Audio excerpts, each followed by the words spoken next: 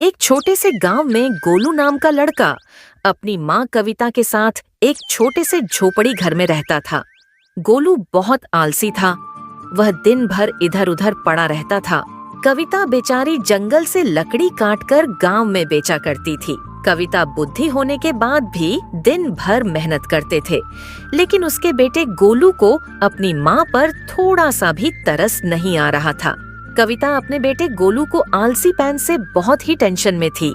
वह अपने बेटे को बहुत समझाती थी, वह कोई काम कर ले, लेकिन उसे समझाने से कोई फायदा नहीं था। फिर अगले दिन कविता लकड़ी काटने जा रही थी। तभी उसकी एक पड़ोसन रामचली उससे कहती है, ओ माँ जी, आप इतना मेहनत करती हो, इतना धूप में लकड़ी काटकर बाजार में बेचते हो, काश गोलू को भी अपनी माँ पर दया आई होती। माँ जी, ये आपकी कैसा बेटा है जो अपनी माँ पर दया नहीं आता। मैं क्या ही करूं बेटी, मैंने सब करके देख लिए, लेकिन कोई फायदा नहीं है। वह मेरी बात सुनता ही नहीं। शायद भगवान हमारी किस्मत में ऐसे ही लिखी है। अब मैं चलती हूँ बेटी, शाम हो जाएगी।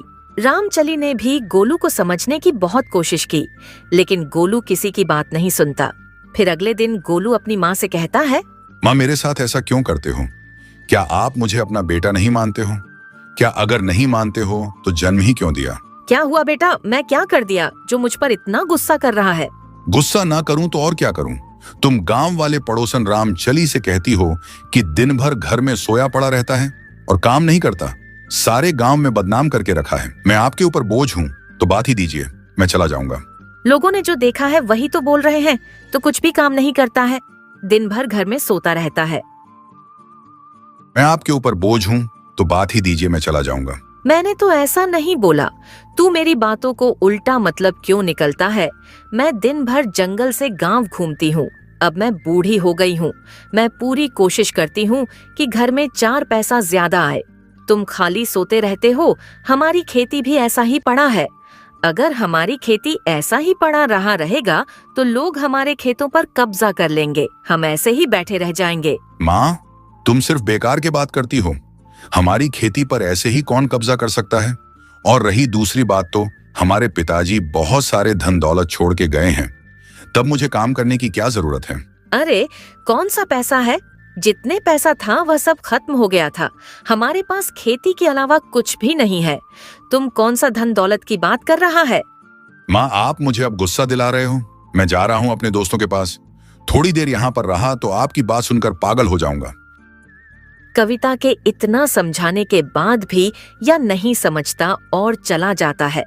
कविता अपने कर्म किस्मत पर सोचकर रोने लगती है। तभी वहाँ पर राम चली आती है। माँ जी, आप ऐसे मत रोइए। गोलू को समझाना बहुत ही मुश्किल काम है। माँ जी, ऐसा कुछ करना होगा ताकि गोलू को अगर ठिकाना आ जाए और वह काम करने लगे। लेकिन बेटी राम चली, ऐसा क्या करें जो काम करने लग जाए? मैं तो सारे कोशिश करके थक चुका हूँ, कोई फायदा नहीं हुआ। बेटी माँ जी, आप चिंता मत करो। हम जैसे जैसे कह रहे हो वैसे वैसे करना होगा। फिर देखना गोलू कैसे आपका कदर करने लग जाएगा, अपने खेत पर काम करने लगेगा।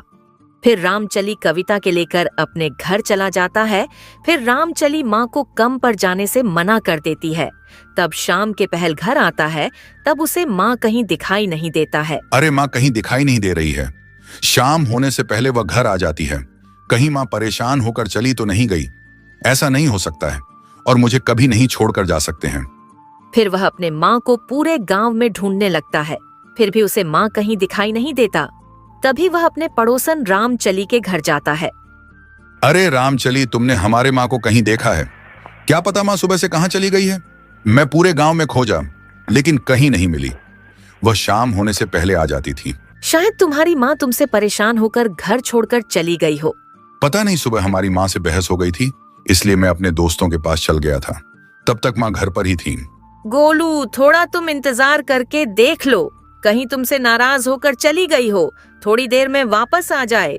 गोलू को इंतजार का अलावा कोई रास्ता नहीं था। फिर गोलू अपने घर में माँ का इंतजार करने लगता है। उसकी माँ घर वापस नहीं आती है। फिर अगले दिन वह अपने माँ को ढूंढने निकलता है, लेकिन आज भी नहीं मिलती। अब बहुत दिन हो चुका था। घर में खाने के लिए कुछ भी नहीं था। गोलू को कुछ समझ नहीं आ रहा था, वह क्या करे।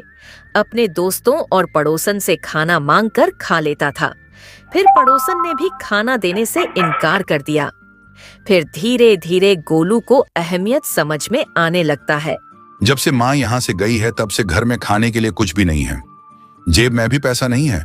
अब मुझे समझ नहीं आ रहा है मेरी माँ हमारे लिए कितना मेहनत करती थी और मैं दिन भर घर में पड़ा रहता था, काम नहीं करता था। मैंने माँ को बहुत कष्ट दिया है। मैंने माँ की बात कभी नहीं माना। अब मैं भी काम करूंगा। बस प्रार्थना है कि मेरी माँ घर वापस आ जाए। फिर अगले दिन गोलू काम में लग जाता है। वैसे भी 5 से 6 दिन खेतों में मेहनत से काम करता रहता है। गोलू को काम देख राम चली खुश हो जाती है। फिर अपने घर जाकर कविता से कहती है, गोलू ने अपने खेतों में काम चालू कर दिया है। तुम सच कह रही हो, मेरा बेटा सच में खेत में काम करने लगा। हाँ माँ, हमने अपने आंखों से देखा है। मुझे तो यकीन ही नहीं हो रहा है कि मेरा बेटा खेतों में काम कर रहा है, लेकिन बेटी यह सब तेरे वजह से ठीक हो रहा है। मैं तो आशा छोड़ ही दी थी। मैं अब मैं घर जाती हूँ बेटी। गोलू की माँ घर जाने के बाद गोलू के लिए खाना बनाती है। गोलू अपने माँ को देखकर बहुत ही हैरान हो जाता है। माँ, आप मुझे अब माफ कर दो। हमने इतना सारा कष्ट दिया। अब मैंने अपना आलसपन छोड़ दिया है और खेती का काम चालू कर दिया है। कोई बात नहीं बेटा, तुमने अपना काम शुरू कर दिया है, यही हमारे लिए खुशी की बात है।